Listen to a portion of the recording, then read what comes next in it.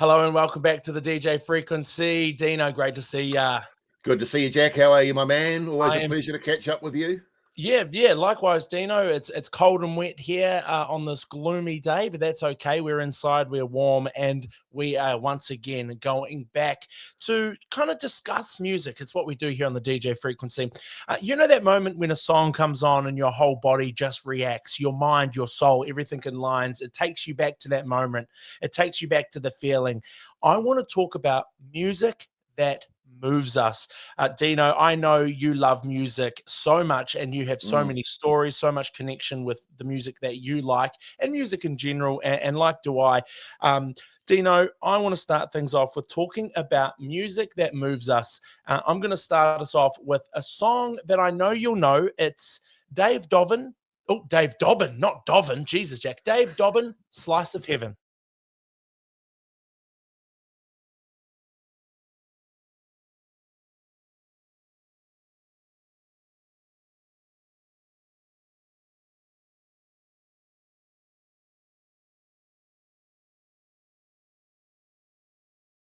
This song here, I don't even know the date that it came out. I don't even know if it was on an album or if it was just a single. But this song, when those whoop, whoop, whoop, howdy angel, like that song there moves me in a way. I hear it at work. I hear it in my playlists. It just comes on. It's feel good.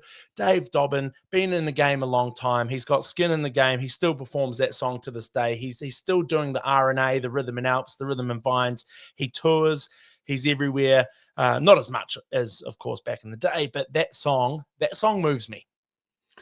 It's one of those songs. As soon as it kicks in, da da da, you know exactly what it is as a Kiwi, and probably as an Australian as well. I mean, I always think when that song comes on, it always reminds me of Foot Rot Flats because that's the movie that it got released with here in New Zealand, and also Herbs. Herbs were a big part of that song as well, big part of the harmonies and the melodies, and of course, Herbs are another iconic Kiwi reggae band. So Herbs are the background singers in that video clip. Yeah, but of course, a well-established and very accomplished band in their own right as well. Yeah, because I never really knew the Herbs. I don't actually know if I know any Herbs songs off the top of my head, but the music, that song there, it just sits in the soul and it just makes you feel good. It makes you feel like you're at home. And I think it's a welcoming song. So I thought that could kick us off for our episode today on music that moves us. And I know that you've got some songs that you have memories, have moments that have a special meaning, of course, behind them. Where does music that moves you take you? Took a slightly different tack, I guess, in that maybe I went with songs that kind of culturally moved us, whether it be a moment in time or a specific message.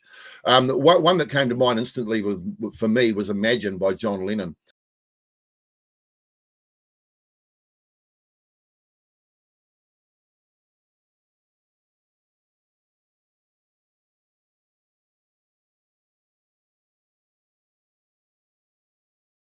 Released in 1971 by John Lennon, and he called it himself the most sugar-coated message ever.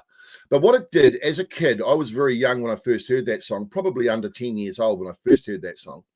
But they were words I could understand and words that made me think even as a child. It encouraged the listeners to imagine a world without borders, with no possessions, no religion, all that kind of things, no government. So it really sort of evoked a very strong message that stopped and made people think. When he died in 1980, I mean, crowds gathered in Central Park and sung that song en masse. Massive moment. Not really like today. If that happened, it would be all over social media because there's not much account of that anymore. And it's also the sort of song that reemerges during like the pandemic, the COVID-19 pandemic. It reemerged again on social media. And after the 9/11 in Paris terrorist attacks as well. Another song that was used to sort of, display a positive message after a horrible event. Covered by Elton John's covered it, Lady Gaga's covered it. So, it's had some pretty big reimaginings as well. Oh, nice. I like what you did there. Good wording. It is a powerful song when you hear that. And was it released? did he release that at a time? So is it war, or is it just an overall message of kind of positivity and, you know, we're living side by side in harmony? Well, it's funny you say that because in America, during wartime, during the Vietnam War and other wars they're involved in, it was banned for its anti-religious and anti-patriotic tones. But of course, because of that, it became a universal anthem, sort of for peace and love, and was played at vigils and rallies, even Olympic ceremonies. So, I mean, it's one of those songs that can be controversial because of its message, but certainly, you know, the message is, you know, basically it says we can rebuild a better world, but we have to imagine it first. That's what it Ooh, kind of says. which is so true. You kind of need the vision before you can actually, you know, start building. Yeah. John Lennon had a few quite powerful songs, but he's also the gentleman who said, "I am the Eggman, I am the Walrus," or something. What's one of those? Probably at a different time than when he was writing those. They were very hallucinogenically induced songs around Sergeant Pepper's and those kind of albums. But they sort of downgraded later in the years when it came to their experimentation with those sort of substances, and yeah, and started writing songs. Well, John Lennon was writing songs like "Imagine" and "Woman" and "Watching the Wheels Go Round" and things like that. Yeah, it's a powerful pick, and I totally understand where you're going with this. And for me, music, like we've talked about so many times before, it evokes so many feelings and emotions, and I think that's the Mm. magical part of the art form. And I think my worst fear is going deaf. I'd rather go blind because if I was blind, I could still hear music. I love when you feel the bass and you hear the tone and the instruments coming in, and it just sits with you differently. Well, there's a hell of a choice that you're talking about there, jeepers. I know, yeah, I know. Obviously, touch wood. I don't want Yeah, any. yeah, yeah. I don't But want yeah, any. I think I'm the same. If it came down to it, I think I'd be probably pretty keen on keeping my hearing. I would say. I don't know. I haven't really thought about it, to be fair. No, I know. Yeah, it's a would you rather. It's quite a fun game, but that's for another episode.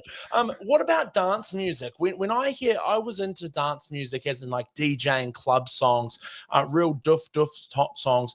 For Mm. instance, like this song here, Bass Hunter, Every Time.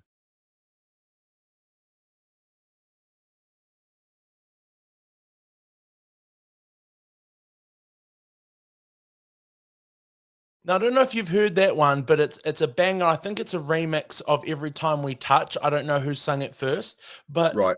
when that song came on for the very first time, I was in my year 9 at Cashmere High School in Christchurch, and I just, oh my gosh, my mind was blown, and it was just like it was just fire. It was in my body. I'd never felt that feeling sober, and I know it's not really a good thing to admit, but it's okay. Year 9, I was experimenting in things, As you do. as you do, and hearing that, I was dead sober, but I remember just going off, and I didn't know why my body was just going off, but I lost control, and it just felt so good. Yeah, it's funny. When it comes to those kind of dancey sort of songs you'd hear in a club, for example, um, they sort of evoke different kind of memories, not sort of the more emotional, but more of the sort of the good time memories for me. So I remember there's a song by a guy called Robbie Neville called "Sailor V," which was a big song in the clubs in the mid '80s.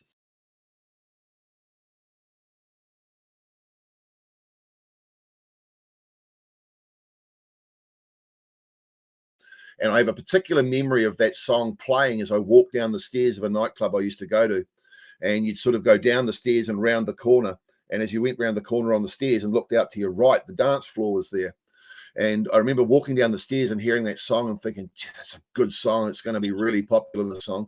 And I walked down around the corner, looked at the dance floor, and I just remember it being a sea of people just packed shoulder to shoulder on the dance floor, doing their best to dance to the song. It was just the most, a vision I'll never forget.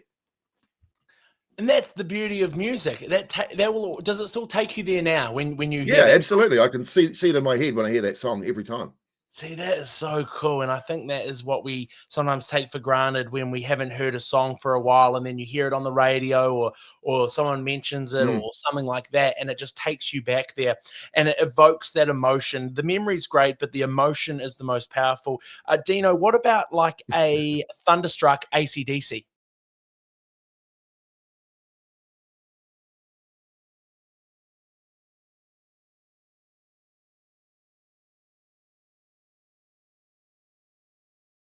Thunderstruck, AC/DC. That takes me back to my DJing days when I was DJing in clubs around Auckland, and I was DJing mainly sort of rock-based clubs. And when that song was around, I mean, you put that song on the beginning with that intro, and just and it's the whole place just lit up like it was on fire. Everyone just instantly combusted into this place where they just wanted to go to the dance floor and just go like this.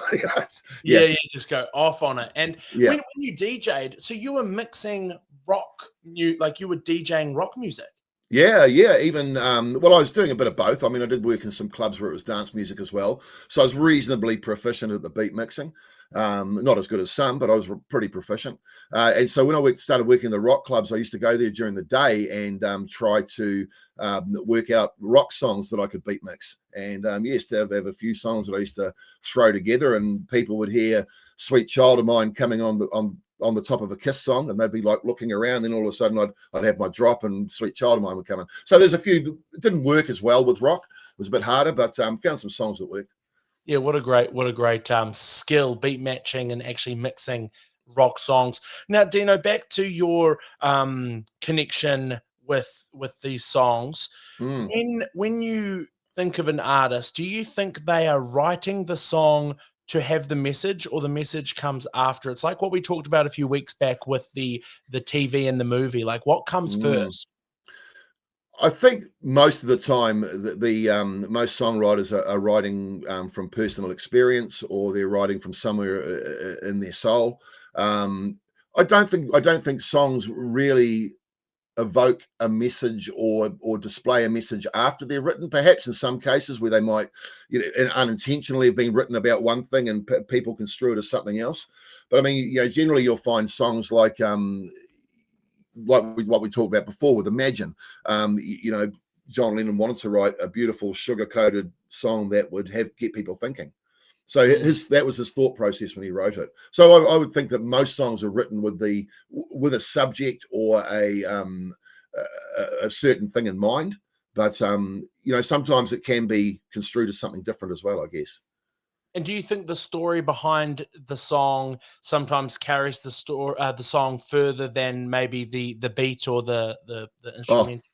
100%. And I mean, that's a great segue, Jack, into my next song, which I wanted to bring up, which was "Tears in Heaven" by Eric Clapton.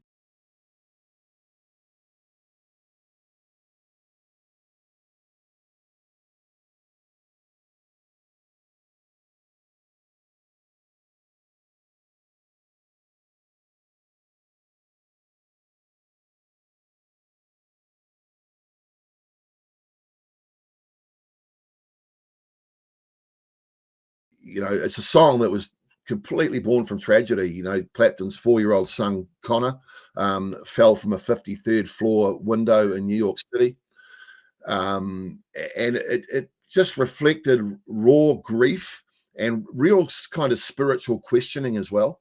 Like lyrics like, "Would you know my name if I saw you in heaven?" That's raw grief and questioning spirituality, isn't it? Yeah, I honestly, I didn't really know until recently about that song, that what it meant. I just thought it was a great Eric Clapton song, great guitar intro, great lyrics, "Would you know my," like just nice lyrics, but it Mm. actually has that sad meaning behind it, which makes it even more powerful. Well, Clapton said when the song came out that he wasn't writing it to heal others, because because it was a deeply personal song. The song became deeply personal to a lot of people and provided people with comfort dealing with loss all around the world. And that's where I think he was asked the question somewhere along the lines, "You've written the song now that's given so many people comfort," and he just said, "Look, I wasn't trying to heal others. I was just trying to survive my own pain." Wow. Yeah, and so I mean that's why that song was written. He performed it on MTV Unplugged. The stripped down version won 3 Grammys, including Song of the Year. It's often cited as the most moving live performance in television history, and it's his on MTV Unplugged. And years later, he actually stopped playing it live because he said he no longer felt right to revisit that emotional space within himself. So he doesn't play it anymore, but it just remains a timeless sort of expression of his sorrow, his love, and his spirituality and his hope, his spiritual hope. That's well, it makes sense that he doesn't play it because you're almost with grief as we've all gone through it in whatever way, Mm. you do kind of, the pain's still there, but it just gets a little bit easier to live with. So why would you want to keep going back to it just to perform the song? Well, he says it in his own words. He said it didn't feel right to revisit that emotional space, but I think he's more saying that you just don't want to go. For him, he's going right back to that moment, you know, Yeah. and that's too difficult, and so he doesn't sing it anymore, which is fair enough, which is better than Pat Benatar's reason for not singing "Hit Me with Your Best Shot" anymore. But that's another story.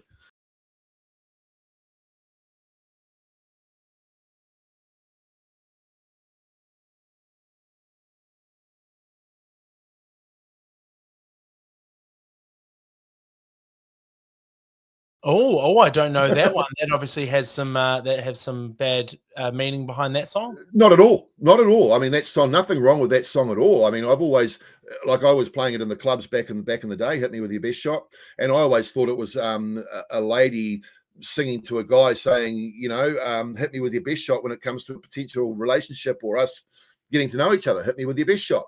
Yeah, yeah, that's Um, what I'll be thinking.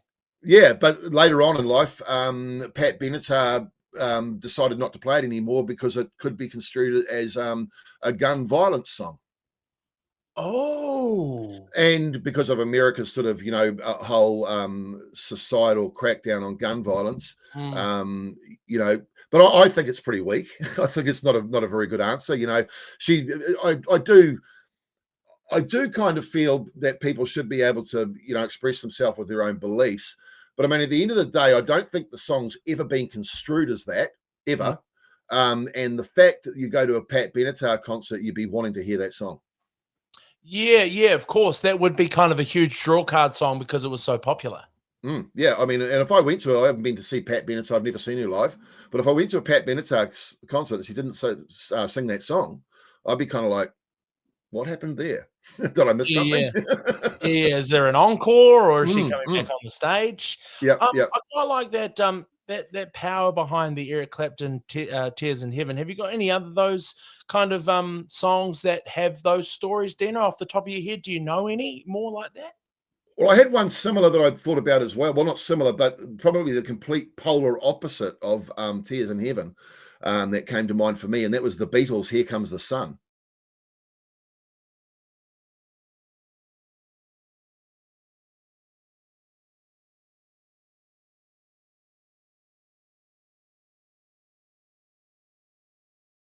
Oh. Because that was a song. It just opens with a bright sort of acoustic riff, and it just instantly lifts the spirit. It's just a Mm. joyful moment, and it resonated with people that were enduring hard times as well. It's been a long, cold, lonely winter kind of thing. But interesting about that song is George Harrison wrote that song when he skipped a Beatles business meeting because he had the thought for the song. He was worn down by all these legal meetings and band tensions in about '69. And he actually went to Eric Clapton's house and wrote the song in his garden. And he said it was about the relief of spring after a long winter. So metaphorically and literally. So Ah, so it's a healing kind of anthem. Here comes the sun, do do do do, and I say it's all right. It's a healing anthem that's played in hospitals, mental health centers, even NASA space missions. The Apollo missions used the song to wake up astronauts in the when they're orbiting or whatever. yeah. What? Oh, that's so cool. It Mm, must, mm. well, because it is a feel good, and I think that is why I love music so much. Is because even if I don't know the song, if it makes me feel a certain way, I love it. And another song that I think you will have some good memories with. It's another goodie. We've spoken about it before, Mr. Bon Jovi, "Living on a Prayer."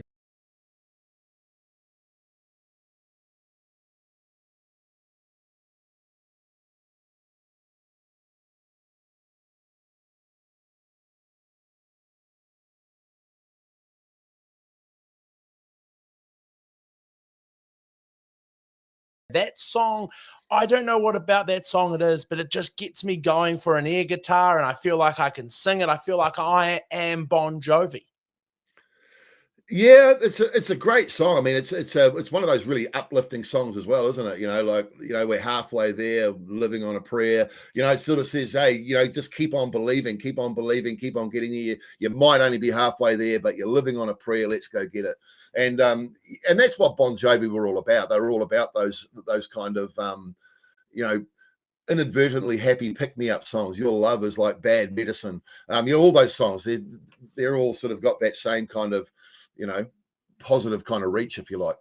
Yeah, and you can hear songs though, even songs that get released and produced today, Mm. with different emotion, and it almost feels like you can really hear the pain or what the artist is going through. But then on the other hand, Dino, like we know, you can hear a song on TikTok or social media. You're like, what is this shit? What you can? It's just kind of a conglomerate of noise. Yeah, yeah, and I mean that's the sort of song that'll never sort of become iconically, kind of recognised every time it's heard. And I think every one of these songs, with the exception of "Slice of Heaven," if you're outside of New Zealand and Australia, these are all songs that people are just going to go bang, they know what they are instantly. And that's the magic. That's the power of music and memories, which we've talked about before. When you want to feel a certain way, do you Mm. have a playlist? Do you have a sound, a genre? Where's your go-to? If I'm in a place where I need a bit of a pick me up or I need a bit of a positive message, my go-to song every time, Three Little Birds, Bob Marley.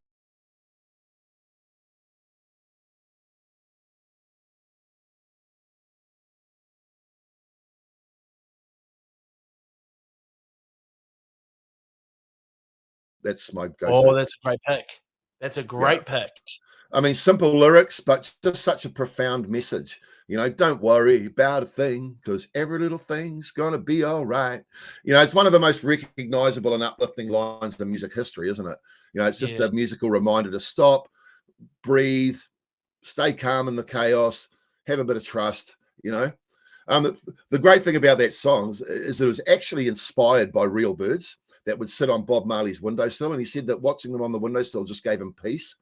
um, and it's metaphorical as well. The birds sort of represent that divine kind of reassurance of peace in nature, and so it's a very profound message, but with such simple lyrics. It's Yeah. a sort of song that can be played at protests. It can be played at funerals, therapy Mm. sessions, children's hospital visits. It's just known as such a calming song that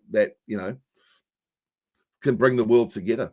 You think of during Well, the COVID-19 lockdown, that song trended worldwide, played from balconies across big areas, and there was also the little kid that sung it that went super super viral as well. that's right. Yeah, shit. Mm, Yeah, and that's why social media is so important, because yeah, we see some shit on there and some absolute bullcrap, but to evoke emotion for the better, and if it's a positive message, mm. I think that's good. Well, that song in particular for me too. I mean, not just a great positive message and a really uplifting song to listen to, but it just captures Bob Marley's essence in one song. The hope, the simplicity, the soul deep calmness of what he wanted and what he talked about. And with Bob Marley, the most powerful message was the gentlest one. Yeah, yeah. Wow, that's ooh, let's put that on a t-shirt. Put that on a That was t. one of Bob Marley's mantras. The powerful messages, the ones that just deliver. And they can be gentle and just deliver. And why do They you don't have think, to. Dino, why do you think people listen to music for hope? Is it because you? Yeah. Why do you think? Because it's a place that can take you away, and I think I've said before, when we talked about music being life and stuff, and there's one thing in life that people can never take away from you. It's music, because you're always going to have music, and we all have songs that evoke emotions within us. We all have songs that can take us to a certain place, as we've been talking about before. But my example there of a song I like to listen to if I need a pick me up, or I just need to be put into the right mind space. I think everybody's got a song or an artist like that they can go to, and mine just happens to be Bob Marley, Three Little Birds. For others, it could be Led Zeppelin, All of My Love. It could be you know I bet you look good on the dance floor by the Arctic Monkeys. It could be anything. Yeah, yeah, that's why it's so. I forget the word, but excuse me. Music is so like it's like art. You Mm. might not like the picture that I've painted, but someone might really love it, and to them, they see people holding hands where you might see a dark cloud. Oh, absolutely. Look, and there's people that'll listen to the podcast and go, "Oh, I can't stand Bob Marley," and that's fine. That's music, and music's subjective, and you don't have to like everything. Dino, singing in the car, the powerful feeling behind that. Are you a belter outerer? Yeah, definitely, 100%. Even though I can't belt them out like I used to be able to, and I chastise myself for missing notes, I still do it. I think you have to. Like, it's just no one's watching. You're in there. It's your own little performance. The windscreen is your stage. Well, you say no one's watching, but you do catch people watching occasionally. Look at that crazy bastard singing in the car. I've snapped people all the time driving around, seeing. But I notice it's mainly females, and mainly females, sort of maybe younger females, are more likely to be doing it. That's been my sort of observation. I think it's a happy thing as well. Like you could be driving to your first date or a job or something really exciting, and the emotion, the feeling just takes over. And that is why music is so incredible. What about a vocalist that gives you goosebumps? Do you have a song or a vocalist from any generation that just goes, holy shit, Dak, like that just hits you? I've got a few, and I'm trying to. I'll never forget the first time I heard Eddie Vedder and Hunger Strike.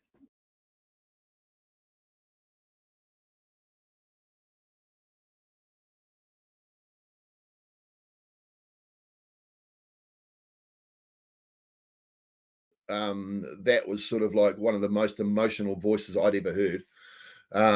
So I mean, as far as like someone who was really, really amazingly different, and had just had so much emotion in what he did, Eddie Vedder, I think, is one that sticks out for me. And it just gave you that kind of tingles, the goosebumps, the goose pimples. I've had the goose pimples 3 times, not so much with single artists or singers, but with bands over my life. So for me, I've listened to 3 times, and I've just had this rush go through my body that just goes, "Wow, what is this?" The first time when I was young, when it was Kiss, Yeah. in my sort of late teens with the Black Crows, and then again in my early 20s with Jane's Addiction. But the first time I ever heard Eddie Vedder, same kind of thing. Going from vocalist to the beat maker, the one who kind of carries it all the way through, drummers. How does for me? I like a lot of hip hop music. I like a lot of dance and drum and bass style music as Mm. well. And it's the drum, even if it's an artificial drum, I get attracted to that beat. Yeah, not so much for me. I can pick drum machines like a dirty nose. Hear them straight away. So I'm more of I more appreciate your classic drummers, that can hit a drum, Yeah, not yeah. press a button if you like. And no disrespect to the people that do it that way. It's just not something that works for me. And again, comes down to music being subjective. Mhm. But I mean, you can't go for me. You can't go past people like John Bonham, Neil Peart. There's a bunch of them. That John Bonham for me is the drummer that sticks out even all these years later. There wasn't. I mean, Tommy Lee was a pretty good drummer and pretty inventive, in his in the 80s. But really, from John Bonham is what encapsulates playing drums for me. And then we may as well go through the whole band. What about when you are listening to a song and us, the listener, starts kind of clapping along? Or for me, I'm more of like a hand. I do the kind of symphony. Like I kind of get my hand going and I feel it and I build it up and then I kind of crescendo and then I come back down and I'm like the conductor. Yeah. No, if no one's around, I'm the air guitar thinking I'm still a rock star guy. You are a rock star. Well, I try my best. I actually had to do an air guitar on my live stream last night as a bit of a dare. Well, not a dare, it was a bunch of goals that got realised, and my deal was if I reached those goals, I'd air guitar a song. So I did that. What song? I did "Crazy Train" by Ozzy Osbourne. Nice. Yeah, yeah, Nice. that was the Good. one they want. That was a crowd choice, so that was the one that the viewers picked. Yep. And yeah, did the whole song, played the air guitar, did the mind the lyrics, and yeah, I think I did a reasonably good job. Yeah, well, exactly. As long as you're having fun, and that is what music is. It's fun, it's emotion, it's energy. What about you'll know the term? It's heavily used in dance music and electronic music, but the drop. Most songs have Mm. a drop. Yep. Is there a drop that you can go to in your mind and you go, "Oh my gosh, like wait for the drop. Like it just feels good." As far as this, yeah, when it comes to the drop, I always think of dance or sort of more beat orientated music. But as far as a drop goes, in rock guitars, one of the greatest drops I ever heard was the beginning guitar to Marilyn Manson, "The Beautiful People."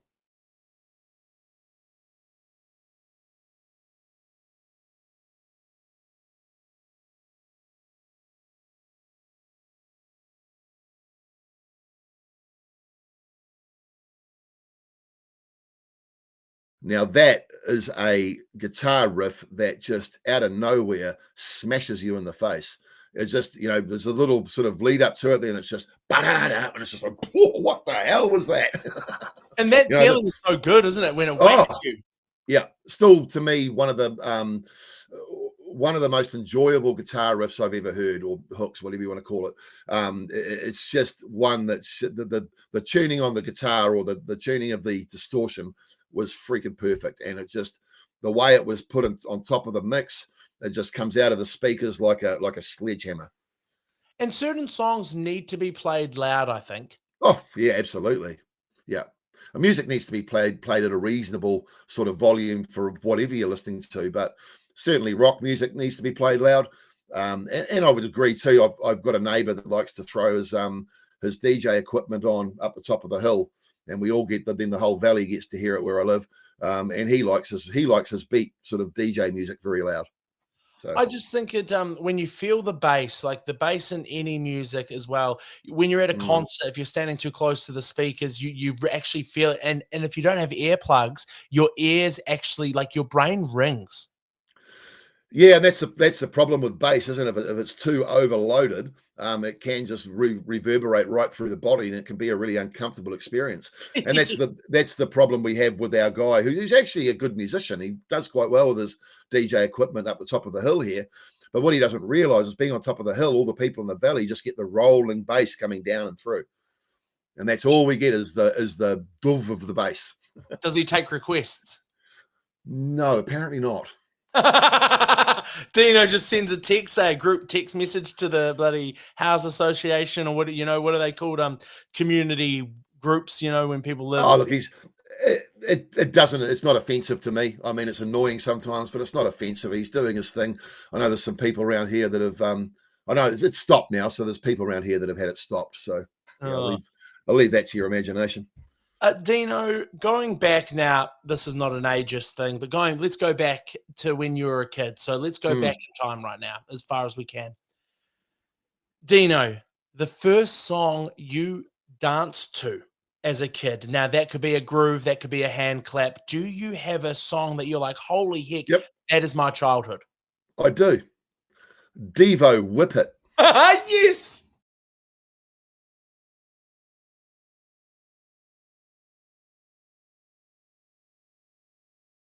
The first time that Gen X Dino has been recorded pulling dance moves was in Form One, which is now, I don't know, when you're sort of 11 years old.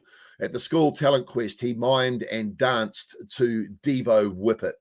Yeah, boy. That's the first memory I have of actually busting out dance moves. Although, I can remember younger than that, jumping around my bedroom playing air guitar to Kiss songs, or to Thin Lizzy songs or something like that. But as far as actually getting up and dancing and doing an act, that was the first one I remember. For me, it was yeah, about the same age actually, about 11 or 12. I was at intermediate, so around that age, and it was Brian Adams' Summer of '69.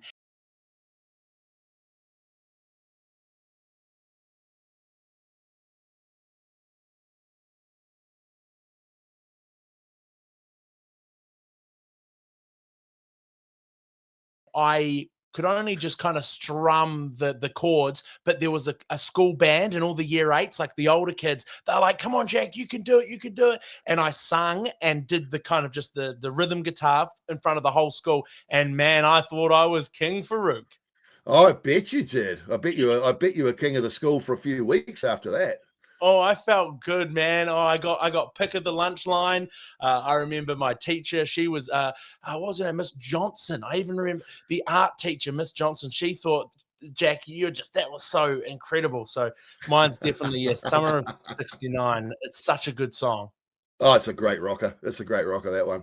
And it's got that beginning, you know, everyone knows. I got my first real six string, bought it at the 5 and dime. And everyone can sing it on a dance floor. It's one of those songs. Oh, yeah, you can party up to it. Dino, music and festivals, the emotion and kind of the big life events, for instance, like a festival or a New Year's Eve, the emotion behind getting ready and having a few drinks and then going to a gig. And you almost put so much pressure on these big events, but the impact that music has and the artists that perform, especially now across New Zealand, Australia, and the world, in fact, these festivals, it's almost all about the music, and that's kind of what makes it or breaks it. Well, I mean, one of the great examples of fantastic festivals we've had here in New Zealand was the Big Day Out. I mean, that we had through the 90s and the early 2000s. And I mean, I went to quite a few Big Day Outs over the years, and a friend of mine actually was part of the organising team in Australia and New Zealand. So got to hear a lot about what was going on there. But I can remember the times that I was going, that was like an event every year where maybe you only saw those people once a year, but it was at the Big Day Out. And that's the one that everybody went to because, I mean, it was huge overseas bands. I mean, you had bands like Tool played it, 9 Inch Nails played it, Blink 182, the Chili Peppers, Chemical Brothers. I mean, the list goes on and on of who played there. And that was all about the music. And I think the genres as well brought together some very like-minded people. And I think I've said to you before on this podcast, when you get a bunch of like-minded people in the same place, they're likely to have a good time. Yeah, I like that about music is you might not ever connect with that person other than with the music, but it really does, your vibe attracts your tribe. And speaking of tribe, music and culture, we have such a beautiful Māori culture here in New Zealand and the Aboriginal culture over in Australia and around the world. But music and culture like salsa dancing, we've got the haka, we've got, kapa haka. I know there's so many others, but then even cultures like, this one's going to sound odd, but like rave culture, like this isn't part of like an ethnic group, but there's culture behind these genres. Oh, 100%. I mean, we talked about it last week too, and we talked about disco, and I mean, disco was the starting point for all these genres that you're talking about. And I mean, because when that disco sound went underground, if you like, or sort of into the background, they started to explore different ways of doing things, and that's where you sort of, your sort of dancey kind of hip hop came in the 90s, and more recently, your drum and bass and stuff like that. It's all got disco roots when it comes down to it. When you are, Dino, are you a dancer? If you were going out with Mrs. Dino, you're going out for a nice, maybe, I know you're not a huge drinker, but you might have a drink and a nice meal, and there's a pub band on. Are you one to get up and have a dance, or are you guys more of the ones to kind of just enjoy, embrace, feel the music from afar, still a part of it, but maybe not necessarily, in the mosh, getting all sweaty? It depends on the event, I think. Mrs. Dino can dance. I can tell you that she's all right on the dance floor. She can hold her own. I think we've gotten up to get together a couple of times. But for me, it would have to be an event, like if I was at a wedding or a 21st or like at a big gig. If I was going to like Super Groove, when I went to Super Groove earlier this year, danced my ass off. Nice. Yeah, it wasn't right in amongst the front row. We were a little way back, but I certainly wasn't scared of shaking my booty. That's for sure. Damn right. The man will shake his booty, all right? You get a good song on. Well, Dino, I didn't realize, but oxytocin, which is, and I'm just finding this out with my notes, oxytocin is the bonding hormone. When you sing and dance together, it actually helps create a bond, like you were saying, with like-minded people together. You're all in a collective. You feel good. Good things happen. Absolutely, and that's it's contagious in an area like that where you've got a bunch of people together. That whether it's a gathering of people who have known each other for a long time or a bunch of strangers, it doesn't matter. When those people are like-minded, Mm. they get along well, and that energy becomes contagious with each other. Dino, I know you know a few stories around Anthony Kiedis, Red Hot Chili Peppers, some songs that are made going through and told stories around kind of drug and addiction. Do you think when there's a story behind a song, the listener, you and I, have a different reaction to it? Maybe not initially. Maybe we grow a stronger bond when we find out what the song is actually about. Because generally, I think you take Under the Bridge, for example, Anthony Kiedis and the Chili Peppers.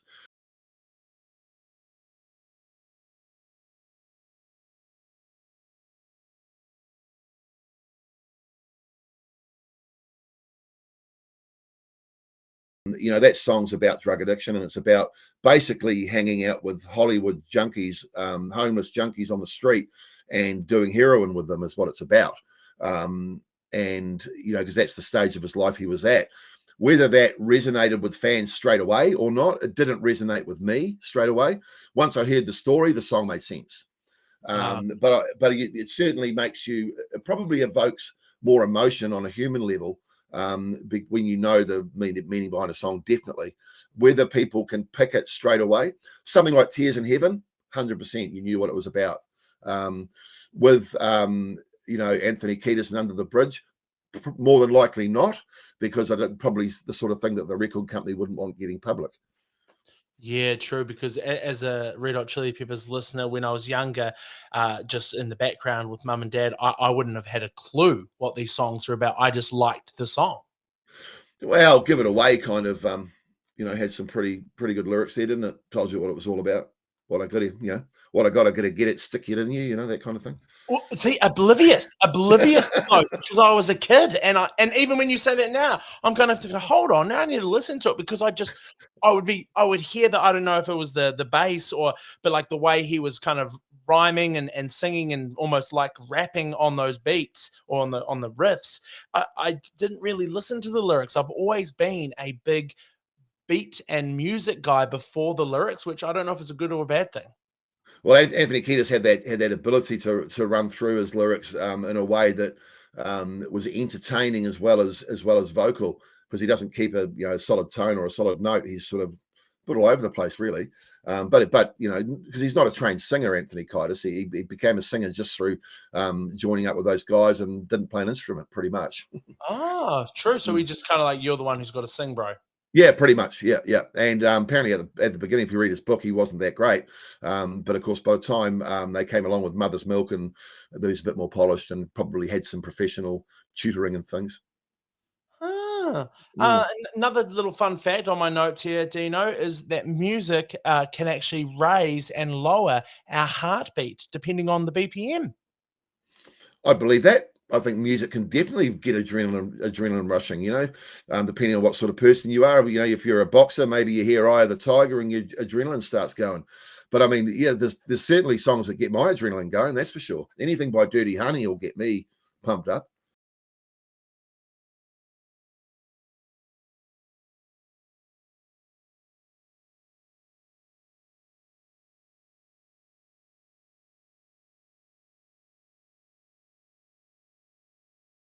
It just rocks you to the core. You feel it. Yeah, yeah, yeah, yeah. It's just the sort of thing that makes your blood rush. But what about those songs, Dino, when you're at the rugby? You're watching the Warriors. You're watching the Warriors, New Zealand Warriors. If you're not from New Zealand or Australia, a rugby league, National Rugby League, that's New Zealand's team. And you'll go to a game, and there's normally a "We Will Rock You," a Dave Dobbin, maybe um, Mm. whatever kind of songs. What else? What else do they play at those events nowadays? Oh, Rock. We Are the Champions. They play a lot of that retro stuff that we were talking about last week from the 80s. There's a lot of what they play. Yeah, and do you think that goes back to what we talked about last week? Is because the crowd, they're appealing to everyone, Yeah, and yeah, yeah. going right across the whole, right from the primary age kids right through to the grandparents that are there. I mean, a good example of that is my kids when they were at primary school. in music class, they used to, one of the songs they sung as a class was Counting the Beat by the Swingers.